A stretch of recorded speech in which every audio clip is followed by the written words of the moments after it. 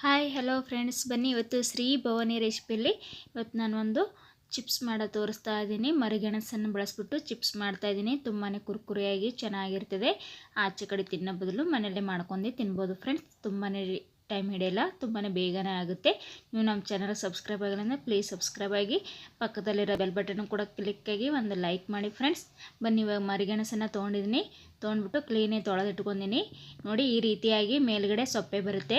ಇದನ್ನು ಅಷ್ಟು ಕ್ಲೀನ್ ಮಾಡ್ಕೋಬೇಕಾಗುತ್ತೆ. ನೋಡಿ, ಈ ರೀತಿಯಾಗಿ ಕ್ಲೀನ್ ಮಾಡಿ ಇಟ್ಕೊಂಡಿದ್ದೀನಿ ನಾನು ಮರಿಗೆಣಸು. ನಿಮಗೆ ಯಾವ ಆಕಾರದಲ್ಲಿ ಬೇಕೋ ಆ ಆಕಾರದಲ್ಲಿ ನೀವು ಚಿಪ್ಸ್ ಕೂಡ ಮಾಡ್ಕೋಬೋದು, ರೌಂಡ್ ಶೇಪನ್ನು ಮಾಡ್ಕೋಬೋದು ಫ್ರೆಂಡ್ಸ್. ನಾನು ಇಲ್ಲಿ ಉದ್ದುದ್ದಾಗಿ ಕಟ್ ಮಾಡ್ಕೊಂಡ್ಬಿಟ್ಟು ಮಾಡ್ತಾ ಇರೋದು.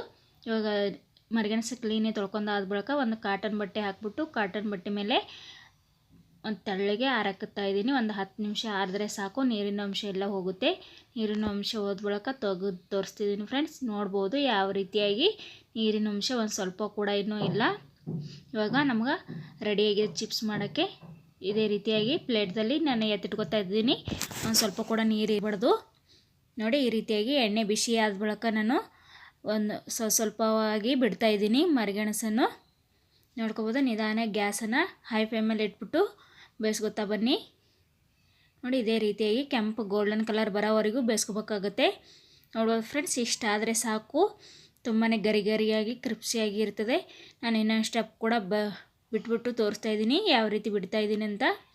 ನೋಡ್ಕೋಬೋದು ಫ್ರೆಂಡ್ಸ್, ಇದೇ ರೀತಿಯಾಗಿ ಗೋಲ್ಡನ್ ಕಲರ್ ಬರೋವರೆಗೂ ಬೇಯಿಸ್ಕೋಬೇಕಾಗುತ್ತೆ.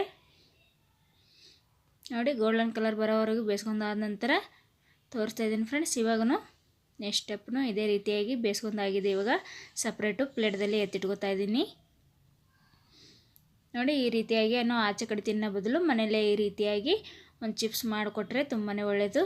ತುಂಬ ದಿವಸನೂ ಸ್ಟೋರ್ ಮಾಡಿ ಇಡ್ಬೋದು ಫ್ರೆಂಡ್ಸ್. ಈ ರೀತಿಯಾಗಿ ಮಾಡಿ ಇಟ್ಕೊಂಡಾದ ನಂತರ ಇವಾಗ ಒಂದು ಪ್ಲೇಟ್ದಲ್ಲಿ ಹಾಕಿದೆಲ್ಲ ಒಂದು ಸ್ವಲ್ಪ ಉಪ್ಪು, ಒಂದು ಚಿಟಿಕೆ ಖಾರ ಪುಡಿನ ಹಾಕ್ತಾಯಿದ್ದೀನಿ. ಅಚ್ಚ ಖಾರ ಪುಡಿನ ಹಾಕಿ ಚೆನ್ನಾಗಿ ಮಿಕ್ಸ್ ಮಾಡ್ತಾಯಿದ್ದೀನಿ.